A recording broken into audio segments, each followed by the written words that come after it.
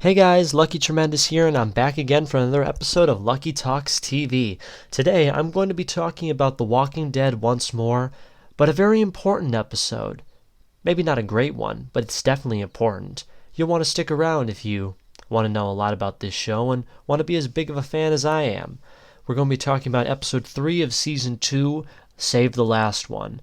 If you guys know about this episode already, you know how very interesting it is to watch. I'll let the fans think that for themselves, though. Without further ado, my friends, let's begin talking about episode 3 of season 2 of The Walking Dead, Save the Last One. With Shane and Otis missing for hours, Herschel Green informs Rick and his wife that he must perform the surgery on Carl without the necessary equipment. That's basically become the basis for the episode. Should they operate on Carl without the equipment and risk killing him or do nothing at all? The episode opens properly, though, with a scene from the ending of the episode that shows that Shane made it back to the farm, but he's shaved his head a really thick, small buzz cut, and he's got a crazy look in his eyes. What exactly happened? I'll tell you guys right now. Andrea and Daryl go out in search of Sophia while Dale and Carol stay behind, seeing how broken up Carol is. She's been crying for hours. She just can't sleep. Daryl tells Andrea about his childhood and his backstory to the audience and expresses hope that they will successfully find Sophia. We actually learn that Daryl himself was lost in the woods for about a week and no one looked for him, but he eventually found his way back. Geez, Daryl's had a really rough life, not gonna lie. They eventually stumble upon an abandoned campsite, kind of like the one they found in episode 1, where a person has committed suicide by hanging themselves from a tree and now has become an undead walker. Daryl jokes about it, seeing as how the walkers ate all the flesh from his legs, causing Andrea to throw up. Daryl insists that they leave the walker alone because it's already dead and they don't want to waste the energy getting it down. But Andrea firmly refuses. He asks her if she wants to continue living, to which she exclaims very uncertainty. Andrea made him promise that if she gave him an answer that he would euthanize the walker, which he keeps his promise and does, but states that it's a waste of an arrow. Upon returning to the camp, Dale attempts to reconcile with Andrea by returning her handgun after taking it away from her for fear of her committing suicide again. Or trying to, anyway. She also states that she's trying to forgive him for making the choice, as he firmly exclaims that he's sorry that he looked out for her. Now, while most people took this very much the wrong way, and saw it as nothing more as Andrea being very pissy and being annoyed about not being able to kill herself, about still being here, she's clearly still emotionally distraught about the fact that her sister's dead, she had to shoot her, and now she's basically alone in this world. I would be kind of annoyed too, not going to lie. But yeah, try not to let Andrea bother you. She won't be annoying all the time. Not really. Meanwhile, Glenn and TDog finally get to the Green family farm. There, after Glenn and TDog say that they'll be there for Rick or Carl if they need anything, TDog starts to get treated, and Glenn goes outside to pray for the well-being of his friends. And of course, Patricia works on T-Dog's arm for the blood poisoning, which states that he'll happily pull through from. And while he's out there praying, Herschel's daughter Maggie starts to flirt with him a little bit.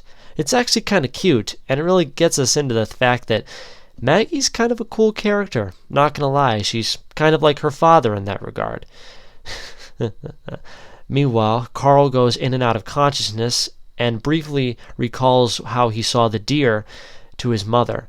All this basically saying it leads to a very awkward conversation, which I'll tell you about in a second.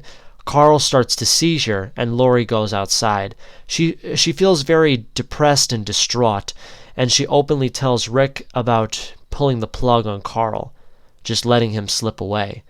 Now that's kind of cruel, you know. A mother who has a child lying at death's door says that they should just let him die. Rick insists on keeping Carl alive no matter what the cost. Lori tells him that Being dead means that nobody has to suffer. All their dead friends never had to suffer through all the stuff they've had to go through this season, like Jackie, who died at the CDC, and Jenner.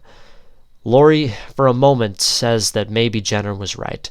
But you know what? Rick firmly states that Jenner gave up on life himself. They don't have to.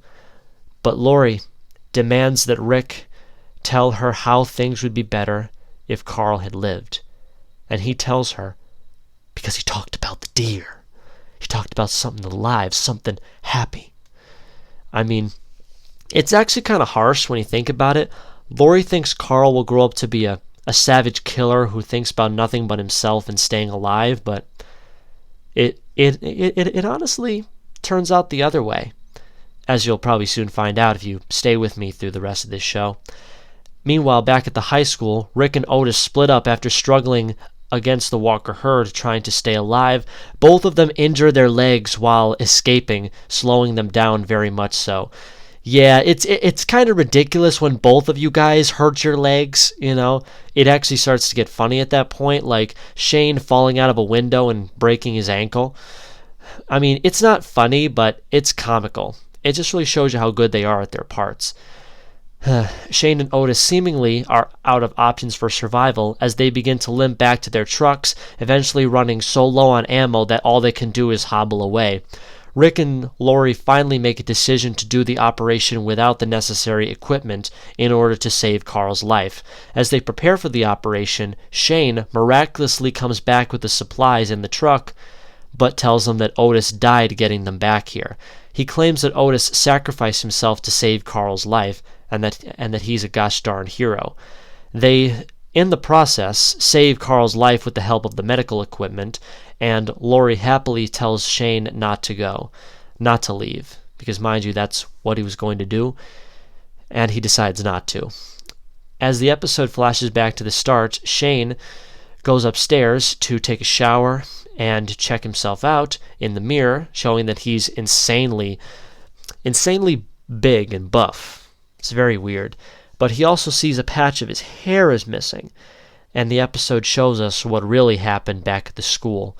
It shows that Shane sacrificed Otis by blowing his knee off with his final bullet, leaving him for bait for the walkers, essentially leaving him to die, while he escaped with the medicine as Otis was viciously torn apart behind him.